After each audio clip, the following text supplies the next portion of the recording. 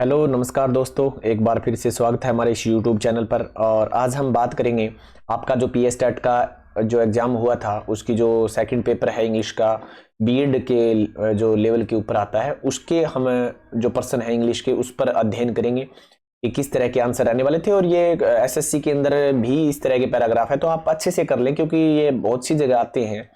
कई तो ऐसे देखे गए हैं जो ये आज आप पढ़ रही हो बीएड में देखे आए, ये भी बहुत बार आ चुका है। तो आप इनको अच्छे से अध्ययन करें ताकि बाद में आपको परेशानी खड़ी न हो। और आपकी रिक्वेस्ट के कारण मैं ये वीडियो डाल रहा हूँ, क्योंकि आपने बहुत से रिक्वेस्ट की कि पेपर आपका कैंसिल हो चुका है। और तो मैंने सोचा क्या वीडियो डाले, लेकिन फिर भी बहुत से जो हमारे व्यूअर हैं उन्होंने कहा कि आप ऐसा कीजिए। तो चलिए, उनकी बहुत अच्छी सोच है इस बाबत। तो चलते हैं, शुरुआत करते हैं। देखो माय डियर स्टूडेंट्स, अगर हम बात करें रीडिंग द पैसेज, पहली चीज तो देखो पैसेज को 2-3 बार पढ़ो। ये मुझे तो लगता है कि मैं तो अगर हूँ आपकी जगह तो लास्ट टाइम में यही करूँ, क्योंकि आपको आराम से टाइम होना चाहिए आपके पास इनको पढ़ने का। अच्छे से पढ़िए, आंसर इसके अंदर है। दूसरी चीज है, आप टीचर लग रहे हैं तो थोड़ी सी आपको आपकी जो मेंटल तौर पर जो फिटनेस है वो भी एक अच्छी होनी चाहिए, क्योंकि सोच आपकी डिपेंड करती है कि आप किस तरह से देखते हैं चीजों को। तो पहला 61 नंबर क्वेश्चन था, आप पैसेज को पढ़े, मैंने हाईलाइट भी कर रखी है और कुछ एक शब्द भी है इसमें। The writer use the term culture, किस चीज को रेफर करता है। ठीक है दोस्तों, कल्चर किस चीज को रेफर करता है इसमें, तो वो हमने यहां पर बात करेंगे। और अगर हम बात करें तो पहले का आंसर आपको दिख रहा होगा, सी आंसर रहेगा ये।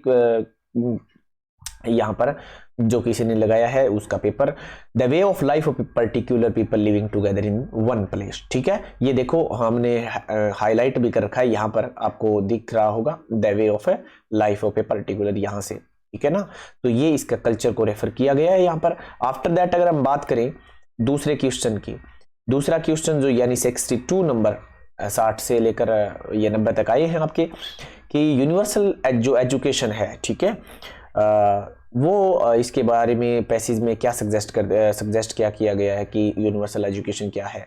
तो यहां पर अगर आप देखोगे तो 62 नंबर क्वेश्चन है, इसका आंसर क्या रहेगा। ये गलत आंसर है, किसी ने अगर सही लगाया ये तो ये सही नहीं होगा। यहां पर इसका आंसर होगा would prevent us from transmitting culture to the future generation, क्योंकि फ्यूचर जनरेशन के अंदर हम प्रिवेंट मतलब रोकती है हमें, ठीक है ना, उस चीज को आगे ले, उस कल्चर को फ्यूचर जनरेशन में नहीं लेके जाएगी, वो उससे हमें रोकती है, हम लेकर नहीं जा सकती। आफ्टर दैट अगर हम बात करें 63 नंबर क्वेश्चन की, the culture of a community is said to deteriorate when. तो देखिए यहाँ पर 63 नंबर क्वेश्चन था, उसका आंसर क्या रहने वाला है यहाँ पर। तो यहाँ पर आंसर रहेगा B answer, the family life fails to play its part. दोस्तों आप 100% में एक्यूरेसी के आपके साथ दे रहा हूँ, आपको कोई टेंशन लेने की जरूरत नहीं है, बाकी देखने की आवश्यकता नहीं है। आप ये पेपर में करना, भरोसा मेरे पे रखें आप, अगर आप ये वीडियो देख रहे हैं। उसके बाद अगर हम बात करें 64 नंबर की, तो the culture of a community is transmitted. तो यहां पर अगर हम बात करें 64 नंबर क्वेश्चन की, तो इसका आंसर भी क्या रहने वाला है, इसका आंसर भी क्या रहने वाला है, बी आंसर रहने वाला है, more by family than school. आपको क्या याद रखना है, कभी फिर आ जाए तो देन स्कूल बाद में है, इतना ध्यान रख लेना, इसमें देन फैमिली था। तो यहां से आप हो सकता है कंफ्यूजन हो गए हो, तो ये जिन्होंने भी किया है ये सही किया है। ठीक है, after that if we talk about next question, that is 65 number in front of you, that is according to the passage education is, ये इस पैसेज के अकॉर्डिंग एजुकेशन क्या है, शिक्षा क्या है। तो यहां पर आपने क्या आंसर किया है, आपने 65 नंबर का अगर आपने आंसर किया है ए, तो आपका एक्यूरेट आंसर है। ठीक है, आप इन पे मत जाइए, किसी के निशान लगाए हुए हैं। तो द शार्पनिंग ऑफ विट्स, इसका यहां पर हमने हाईलाइट भी कर रखा है, आप देख सकते हो यहां पर, ये देखिए, ये रहा, ये रहा, ये इधर से यहां से। ठीक है, आफ्टर दैट अगर हम बात करें नेक्स्ट क्वेश्चन की 66 number in front of you, that is which of the following is the antonym of word, यानी अपोजिट बताना है। ठीक है, आपको क्या बताना है, अपोजिट बताना है रेडिकेशंस का। ठीक है ना, इसका मतलब क्या होता है, मतलब कोई चीज है वो अलग कर देना। ठीक है ना, तो अब इसका उल्टा बताना है। तो इसका मतलब अगर आप कोई चीज बर्बाद कर रहे हो, आबाद नहीं कर रहे हो, मतलब आबाद नहीं कर रहे हो इसका मतलब बर्बाद कर रहे हो, तो यहां पर एस्टेब्लिशमेंट स्थापित कर देना, एक चीज उखाड़ फेंकना, एक चीज का मतलब स्थापित कर देना। तो इसका उल्टा ये होता है, रिमूवल का मतलब भी तो हटा ही देना होता है ना, इसका मतलब अबोलिशंस का मतलब, एलिमिनेशंस का मतलब सबको हटा देना अर्थ होता है। तो ये इरेडिक्शंस का मतलब भी क्या होता है, हटा देना, यानी अलग कर देना किसी चीज को। तो एस्टेब्लिशमेंट का मतलब क्या हो जाता है, स्थापित कर देना। ये एंटोनिम पूछा था, ज्यादा मुश्किल नहीं था ये पर्सन, तो मुझे ऐसा लगता है रिडक्शंस का मतलब का अगर आपको पता है तो। ठीक है, ये शुरुआत में पैसेज के देखा, ये देखो स्टार्टिंग में दे रखा था। तो थोड़ा वर्ड मीनिंग आपकी जो वो भी मैटर करती है कि किस तरह के। लेकिन ये देखो सबके सही भी, कुछ के सही हो जाते हैं, कुछ के गलत, सबके बराबर ही होते हैं पैसेज में जिनका सब्जेक्ट नहीं होता। 67 नंबर की बात करते हैं। डिलीशंस का मतलब क्या होता है यहाँ पर, ठीक है ना। यहाँ पर सिनोनिम पूछा, एंटोनिम पूछा नहीं है, सिनोनिम पूछा है। तो एक्चुअली ये देखो मैच कर रहे हैं, इसका मतलब एक्चुअली, वास्तविकता, रियलिटी, वास्तविकता, इसका मतलब क्या हुआ, इसका मतलब क्या हुआ, ये तो इसके एंटोनिम है 100%। फैक्ट का मतलब तथ्य, तथ्य है कोई चीज का तो वो रियलिटी है, तो बच गया कौन सा, यहाँ पर इसका सिनोनिम है फैंसी, ठीक है ना। डेल्यूशंस का जो होगा वो क्या होगा, फैंसी होगा अर्थ, ठीक है ना। इसका अर्थ होता है, वैसे अगर आप अकॉर्डिंग टू वर्ड मीनिंग रखा जाओगे तो ब्रह्म अर्थ होता है, लेकिन आपको यहाँ पर ऐसा कुछ नहीं मिलेगा। उसके बाद ये सिनोनिम मिलता जुलता है इसके कारण, ठीक है ना। आफ्टर दैट हम बात करते हैं 60, आगे एक नेक्स्ट और थी पैसेज, उसके अकॉर्डिंग अगर हम बात करें तो 68 नंबर जो है वो देखिए, द प्राइमरी पर्पस। ये देखो एक और बात बताऊं मैं, इसकी सही प्रोनाउंसिएशन होती है पर्पस, ठीक है ना। हम पर्पस या प्रपोज पढ़ते हैं, लेकिन ऐसा है नहीं, पर्पस होती है इसकी। आपको अगर फोनेटिक और एक पर्सन भी आया है आगे, देखना बहुत अच्छा है, ये इसी उद्देश्य से मैं आपको बता रहा हूँ, ये पर्पस होता है, नॉट ए पर्पस या प्रपोज एक्स्ट्रा जो भी आप बोलते हैं, ठीक है। तो यहाँ पर प्राइमरी जो हमारा पर्पज है वो क्या है, उद्देश्य क्या है, मुख्य है, ठीक है ना। पैसेज में इज टू हो क्या है, तो यहां पर एक 68 नंबर क्वेश्चन अगर आपने किया है तो उसका आंसर रहेगा ए आंसर, ठीक है ना। Recount the history of the retreat trail and the race that memorize it, ठीक है ना। 68 का ए आंसर सही रहने वाला है। If we talk about 69 question number, that is based on information the passage, यहां पर आपको it can be infer that all the following contributed to the disuse of the, ये एक और सुनो, ये भी ऑफ नहीं होता, ये अब होता है ना, ठीक है ना। फोनेटिक अगर आप सीख रहे हो तो इसका 69 नंबर क्वेश्चन हमारे पास था, और इसका सही आंसर रहने वाला है C answer, highway routes to cost, ठीक है। एक और बात बताऊं, अगर किसी भी स्पेलिंग में जीएच बीच में कहीं पर भी आ जाए स्टार्टिंग को छोड़ के, तो वहां पर ये साइलेंट रहता है ना। After that if we talk about 70 number question, that is as used in the passage which is best definitions for mode, इसकी बेस्ट डेफिनेशन क्या है, तो इसकी क्या है, वे है, ठीक है ना। बी आंसर रहेगा इसका सही, वे आंसर इसका रहने वाला है, WAY। उसके बाद 71 नंबर क्वेश्चन की अगर हम बात करें तो 71 नंबर क्वेश्चन का सही आंसर रहने वाला है that trail was clear all the way to Nome, ये आंसर सही रहने वाला है, सी आंसर इसका, ठीक है।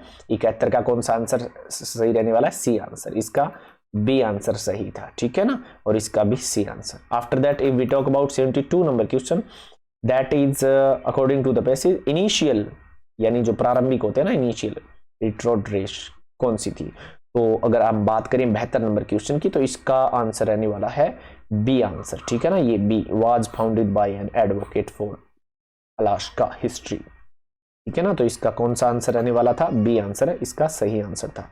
चलिए थोड़ा आगे बढ़ते हैं और थोड़ा स्क्रॉल करते हैं नीचे की साइड। अगर हम बात करें यहाँ पर 73 नंबर क्वेश्चन की, फ्रेज पूछा है, ठीक है ना, सेल में। और फ्रेज क्या होता है ये बात सुन लो, देखो क्लोज और फ्रेज में क्या होता है, क्लोज और फ्रेज में डिफरेंस क्या होता है, देखो मेरी सुनो। मॉडर्न अंग्रेजी तो कहती है चाहे एक ही शब्द है, चाहे एक या एक से एक हो, चाहे अनेक हो, जैसे माने आपने लिख दिया राहुल, तो मॉडर्न अंग्रेजी तो कहती है ये भी फ्रेज ही है। लेकिन जो ट्रेडिशनल इंग्लिश है हमारी, उसमें क्या होता है, ये कहता है जैसे मान लो आप इसको मानोगे राहुल एंड सोहन है, एक से ज्यादा होने चाहिए, ठीक है ना। और इसके अंदर कोई टेंस बताने वाली वर्ब नहीं होनी चाहिए, टेंस बताने वाली वर्ब है तो वो क्लोज बन जाता है, बस इतना ध्यान रखें। अगर टेंस बताने वाली वर्ब नहीं है तो वो फिर वो क्या है, फ्रेज, ठीक है। इसमें कोई फ्रेज वो वर्ब नहीं है, देख लो चाहे। उसके बाद अगर हम बात करें तो यहां पर इसका आंसर, अगर 73 का अगर हम बात करें तो इसका आंसर रहेगा सी आंसर, ठीक है, ये वाला, had pursue the study of Alaska history out of our interest. चलिए बात करते हैं 74 नंबर की। 74 number question, which of the following is the antonym पूछा था, एंटोनिम यानी उल्टा, अनइनहेबिटेड, तो इसका उल्टा क्या होता है, यानी कोई चीज है जो बसाई न जाए, तो बसा देना मतलब जहां पर लोग होंगे वो बस जाती है ना, तो यहां पर पॉपुलेटेड हो जाएगा। देखो ये डेजर्ट, वहां पर कोई नहीं होता, अबेंडन त्यागा हुआ, जिसके पास कोई जगह ही नहीं हो, अनऑक्युपाइड जिस पर कोई नहीं रहता हो, जिसका कोई कब्जा नहीं हो, तो खैर पॉपुलेटेड। तो ये आंसर नहीं होंगे और डी भी आंसर नहीं होगा। तो इसका आंसर क्या रहेगा? बी आंसर सही रहेगा। इसका आंसर क्या है? B. After that 75 number question की बात करते हैं और इसकी बाद बात करते हैं, इसमें क्या था? सिनोनिम पूछा था किसका? एंथुसियास्टिक, ठीक है ना। एंथुसिज्म आपने देखा होगा ना, उत्साह है, तो उत्साह तो ईगर होता है, अनइंटरेस्टेड, एपैथेटिक, उदासीन अर्थ होता है इन सब का अर्थ, ठीक है ना, यानी निष्क्रिय, इनर्ट का मतलब निष्क्रिय। 76 number question, learning to speak a language, यानी अंग्रेजी या कोई भी भाषा होकर, लैंग्वेज होता है, लैंग्वेज नहीं होता, लैंग्वेज, ठीक है ना। तो अगर भाषा को बोलना है, सीखना है, आपको बोलना सीखना है, तो फिर क्या है? Is always the shortest road to learning to read and write, की सबसे छोटा रास्ता क्या है? Learning to read and write it. Which linguistic principle support this statement, इस स्टेटमेंट को कौन सा? तो यहां पर है ये वाली, द ओरल वे, ठीक है ना, बोल बोल के, और कुछ नहीं करना, बोलो ज्यादा से ज्यादा। आफ्टर दैट अगर 77 नंबर की बात करें तो यहां पर इसका बी आंसर हो गया और इसका भी बी था, ठीक है, तीनों का बी हो गया। चलिए आगे बढ़ते हैं, 77 नंबर क्वेश्चन की बात करते हैं। What is the standard system? ये आ गया ना, स्टैंडर्ड सिस्टम इसका है प्रोनाउंसिएशन का, तो भाई सबको ही पता है, ये तो फोनेटिक है, ठीक है ना। फोनेटिक सीखो, अगर इंग्लिश बोलनी सीखनी है तो अच्छे से साफ। अभी कह रहा ना, औ आप पढ़ते हो तो ये अव है, इसका ऐसे होता है, ऐसे, ये होता है इसका सिंबल।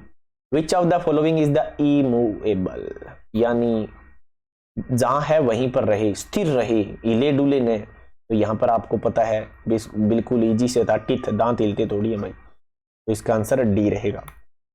अगर हम बात करें 79 नंबर क्वेश्चन की, a good deal of emphasis should be laid on pronunciation drill, जब आप कुछ चीजें जो प्रोनाउंसिएशन ड्रिल कर रहे हैं, यानी बोलना सीख रहे हैं अच्छे से in the first few years, this is important because, तो 79 नंबर जो क्वेश्चन था हमारा, इसका आंसर क्या रहेगा? इस अगर आप बोल लो, बार बार भाषा को बोलोगे तो क्या है? एक्यूरेसी आएगी ना, आएगी कि नहीं आएगी, ठीक है। आफ्टर दैट आगे बढ़ते हैं, बात करते हैं 80 नंबर क्वेश्चन की। वाहिल टीचिंग ग्रामर, ओहो बहुत अच्छा क्वेश्चन है। जब आप अंग्रेजी पढ़ाने के लिए जाओगे और ग्रामर उसमें पढ़ानी है आपको, grammar not a grammar, grammar. Mrs Kumar prefer to take up, पहले आपको एग्जाम्पल लिखनी है, before the children draw their own conclusion from them, which method does C follow, ठीक है, यानी take up example, prefer to take up example, सबसे पहले क्या है? एग्जाम्पल लिखेगी, तो इसका मतलब वो कौन सा मेथड है? तो ये है इंडक्टिव मेथड। डिडक्टिव मेथड में पहले रूल लिखा जाता है, आफ्टर दैट एग्जाम्पल।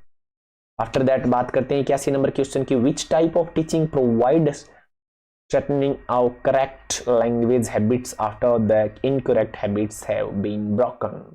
तो मान लीजिए आप कोई गलती सलती करते हैं और मुझे उसका पता चल गया, तो फिर मैं क्या करूंगा? उपचार ही तो करूंगा ना भी, इसको ठीक कैसे कराया जाता है, उसी को ही कहते हैं हम रेमेडियल टीचिंग, ठीक है। तो इसी का आंसर क्या आ जाएगा?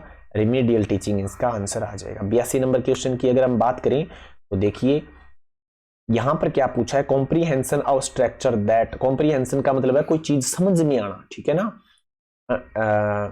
That the listener undercover and understand the meaning with सब स्किल ऑफ लिसनिंग, तो ये भाई किसकी थी? डिकोडिंग साउंड की थी, ठीक है ना। ए आंसर इसका रहेगा, 82 नंबर का ए आंसर रहेगा। आफ्टर दैट अगर हम बात करें 83 नंबर क्वेश्चन की, reading to locate specific fact और आइडिया, देखो स्पेसिफिक यानी कोई खास तथ्य या विचार, rather than to get it general, यानी सामान्य जानकारी की बजाय आप कोई बढ़िया सी चीज निकालोगे, तो इसका मतलब ही स्कैन करना, इसका स्कैनिंग में आ जाएगा, इसका आंसर बी होगा। क्या होगा? बी आंसर होगा तीसरे, ये सॉरी तीसरा कह रहा हूं, 84 number, as an English teacher mister Singh want to understand the nature, nature यानी उस चीज की प्रकृति, extent of language error and their symptom. मान लीजिए मैं आपके अंदर, मुझे टेस्ट लेना है आपका और मैं ये जानना चाहता हूं कि आप में कमियां कहां हैं, उसको क्या कहते हैं? उन कमियों को जानने को ही कहते हैं सी आंसर वाला डायग्नोस्टिक टेस्ट, ठीक है ना। वो आपने पढ़ा होगा ऐसा मुझे आशा है अच्छे से।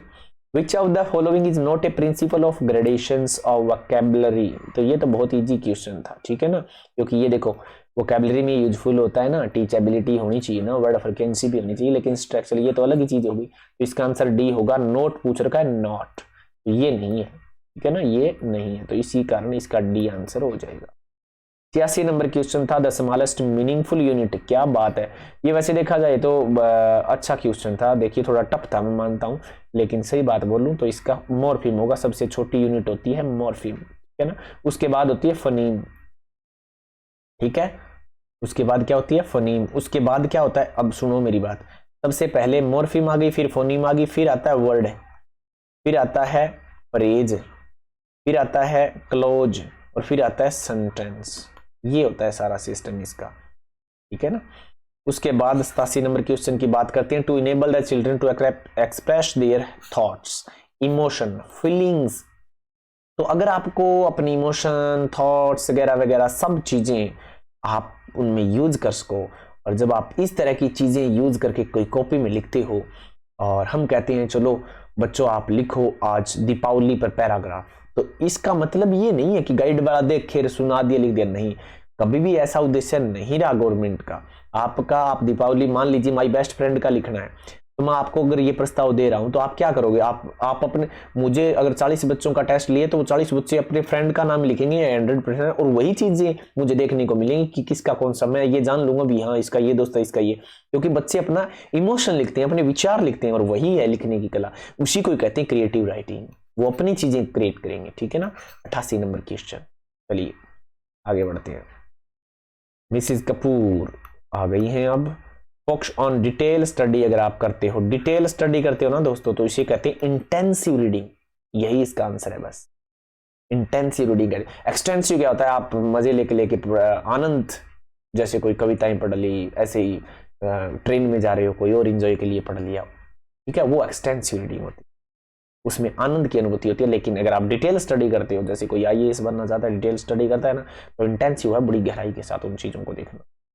चलिए बात करते हैं 89 नंबर क्वेश्चन की, क्या कहता है देखो, अगर क्या कहता है, the children should be motivated, करना चाहिए ना मोटिवेट उनको, टू वॉच इंग्लिश मूवी, आप मूवी देखो, प्ले देखो, प्रोग्राम देखो, तो आप क्या सीख जाओगे, अंग्रेजी बोलना सीख जाओगे। हम कहते हैं ना दूसरों को, तो स्पीकिंग स्किल होता है ये बस। Which method follow the natural way of teaching, natural way of teaching का मतलब है यहाँ डायरेक्ट मेथड से, और यही थी आपकी आंसर की। आशा करता हूं आपको अच्छी लगी होगी, अच्छी लगी है तो चैनल को सब्सक्राइब जरूर करें। हम आपको, आप जो चाहेंगे वो वीडियो और डालेंगे, आपकी कोई अगर चाहते हैं कि हमें भी इस तरह की और वीडियो डालिए आगे पुराने पेपरों की, तो आप कमेंट बॉक्स में कमेंट करें, मैं आपके लिए लेकर आऊँगा इस तरह की क्लासें। अगर आपका सपोर्ट रहेगा तो हम बेहतर करेंगे, आप भी बेहतर करेंगे और मैं भी करूँगा। Thank you, thanks for watching this video.